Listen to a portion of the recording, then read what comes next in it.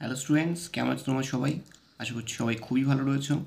তোমাদের যেমন ইতিহাসে প্র্যাকটিস সেট স্টার্ট হয়েছে, তেমনই কিন্তু ভূগোলেরও প্র্যাকটিস সেট স্টার্ট করতে চলেছি আমরা ফার্স্ট স্টুডেন্টসের তরফ থেকে। তো প্র্যাকটিস সেট 11 নিয়ে আজকে চলে এসেছি। দেখে নাও কী কী কোশ্চেন তোমাদের আসতে চলেছে। তার পাশাপাশি বলে রাখি, বা তোমরা যারা আমাদের পুরনো ভিউয়ার্স যারা দেখছো তারা জানো যে আমাদের একটা হোয়াটসঅ্যাপ গ্রুপ রয়েছে। তো যারা সেখানে জয়েন করতে চাও নতুন ভিউয়ার্সরা, তাদের উদ্দেশ্যে বলা যে আমাদের চ্যানেলের ডিসক্রিপশনে কিন্তু তার লিঙ্ক দেওয়া রয়েছে, সেখানে গিয়ে অবশ্যই জয়েন হয়ে যাও। তো চলে আসি আজকে প্রথম কোশ্চেনে। যে প্রক্রিয়ায় ভূমির উচ্চতা হ্রাস পায় তাকে বলে অবরোহণ প্রক্রিয়া। অপশন ঘ। 1-2 পৃথিবীর বৃহত্তম নদীবদ্বীপ হল ইলহা-দি মারাজা। অপশন খ। নেক্সট 1-3 উল্কাপিণ্ড পুড়ে ছাই হয়ে যায় প্রদত্ত কোন স্তরে? মেসোস্ফিয়ার স্তরে। অপশন গ। 1-4 তুষারভক্ষক বায়ু বলা হয় যে বায়ুকে, সেটি হলো চিনুক। অপশন খ। 1-5 উষ্ণতার বার্ষিক প্রসার সবচেয়ে কম থাকে নিরক্ষীয় জলবায়ু অঞ্চলে। অপশন ঘ।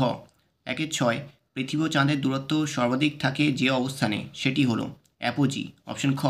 1-7 গ্র্যান্ড ব্যাংক মৌলছাড়া অবস্থিত আটলান্টিক মহাসাগরে। অপশন গ।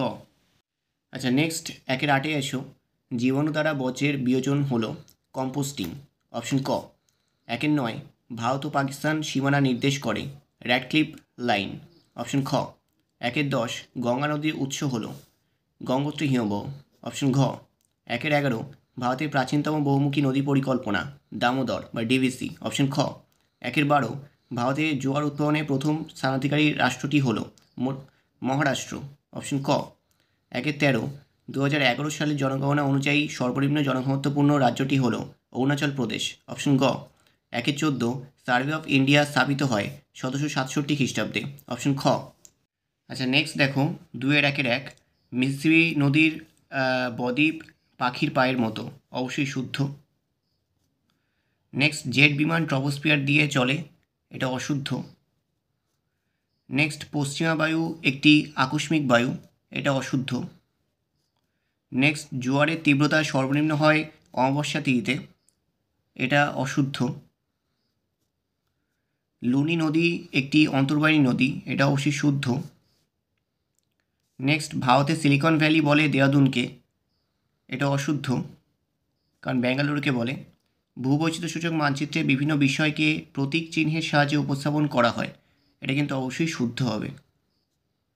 নেক্সট চলে আসছি 2-1 আলপসের ম্যাটারহর্ন হলো একটি পিরামিড চূড়া। পিরামিড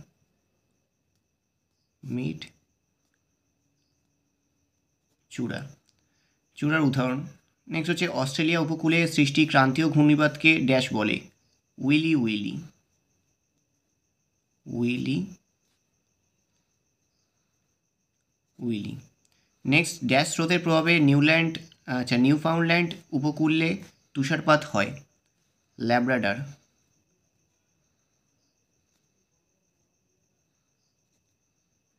ঠিক আছে। নেক্সট ড্যাশ ভারতের বৃহত্তম সেচকাল? ইন্দিরা গান্ধী খাল।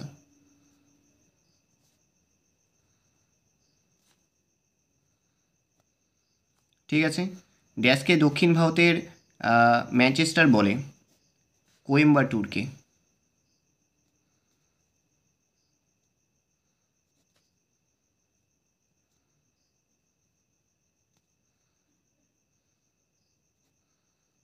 ঠিক আছে। নেক্সট ভারতের দীর্ঘতম জাতীয় সড়কপথ হলো NH-44। নেক্সট ড্যাশ ভারতের সর্বাধিক জনবহুল শহর? ভারতের সর্বাধিক জনবহুল শহর কিন্তু মুম্বাই। ঠিক আছে। নেক্সট চলে এসো নদীর ষষ্ঠ ঘাতের সূত্রের প্রবর্তককে? WH হপকিন্স, মানে উইলিয়াম হপকিন্স, তোমরা জানো এটা। মরুভূমির শুষ্ক নদীখাতগুলিকে কি বলে? ওয়াদি। হোমোস্ফিয়ার ও হেট্রোস্ফিয়ারের সীমারেখাকে কি বলা হয়? আচ্ছা, হোমোস্ফিয়ার আর হেট্রোস্ফিয়ারের সীমানা, তাই তো, টার্বোপজ বলা হয়, টার্বোপজ।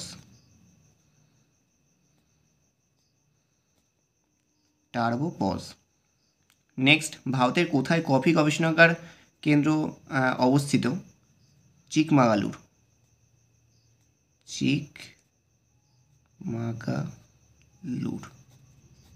ঠিক আছে। ভারতের বৃহত্তম বন্দর কোনটি? মুম্বাই।